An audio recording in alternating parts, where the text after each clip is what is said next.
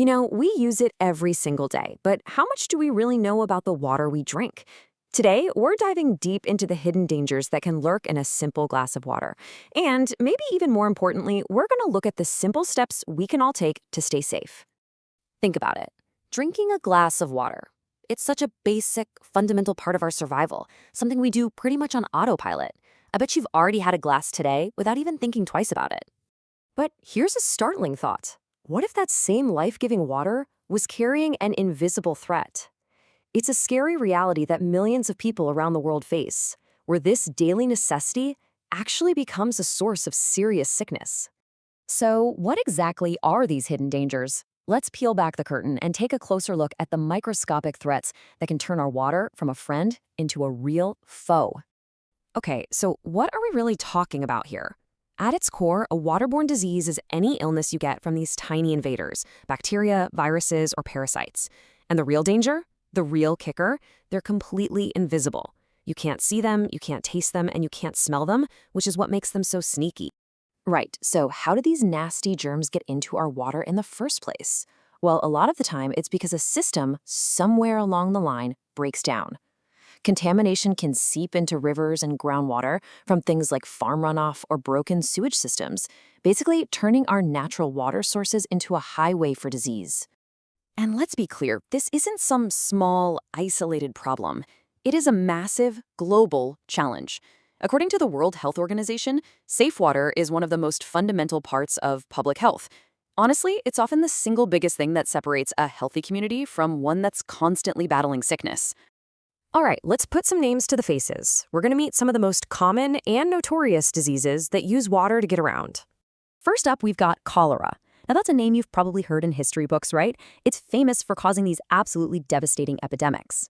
It's a severe bacterial infection that can spread like wildfire through a community's water supply, making it a huge threat in many parts of the world, even today. But here's what makes cholera so terrifying. Its speed. It causes such rapid dehydration that it can literally become life-threatening in just a matter of hours. The body just can't keep up without immediate medical help.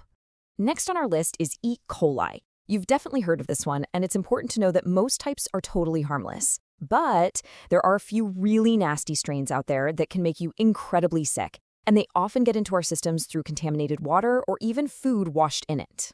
And yeah, the symptoms are no joke. We're talking intense stomach cramps, vomiting. It's just awful. And it can be especially dangerous for young children and the elderly, which is a clear sign that something is very wrong. And to round out our top 3, let's talk about hepatitis A. Now, this one's a little different. It's a viral infection, not bacterial, and it has a very specific target, your liver. It's also super contagious. It only takes a microscopic amount of contamination for it to spread. And you can really see that in the symptoms, right? They're a dead giveaway that the liver is under attack, especially that one big sign, jaundice. That's that telltale yellowing of the skin and eyes, which really sets hepatitis A apart from the others. So, okay, we've met the bad guys. But that leads to a really important question. How does our water, which is supposed to be clean and safe, become a highway for these diseases to begin with? And this right here, this might be the single most important thing to remember from this entire explainer. You cannot judge water safety just by looking at it. Water that looks crystal clear can still be teeming with dangerous microbes. It's a total game changer for how you have to think about water safety. Now, I know, after hearing about all these dangers, it can feel a little overwhelming. But here's the good news, and it's really good news. We are not powerless here, not at all. In fact, we have the ability to stop almost all of these diseases before they even start. So let's do it. Let's open up that prevention toolkit.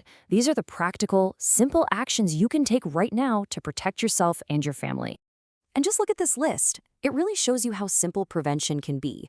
Boiling your water for just a few minutes, that kills almost everything. Proper hand washing, that's probably one of the most effective health interventions ever discovered. Choosing safe sources, storing water correctly, good sanitation, these 5 habits are like a powerful shield against disease. All right, let's bring it all home and talk about why focusing on these simple steps is just so incredibly powerful. Just think about the difference here. Treatment, well, that's reactive. It happens after you're already sick. It can be expensive, it's difficult. But prevention? That's proactive. It's simple, it's affordable, and most importantly, it puts the power to stay healthy directly into your hands. You've heard this phrase a million times, but it has never been more true than right here. This idea is the absolute bedrock of public health, and when it comes to water, it is the golden rule.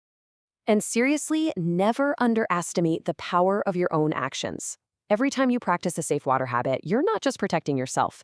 You're creating this amazing ripple effect of safety that helps protect your family and your entire community by breaking the chain of transmission. So, I'll leave you with a question. This isn't just information, it's a call to action. What is one small change you can make, starting today, to ensure the water in your life is safe? Thanks for joining me for this explainer.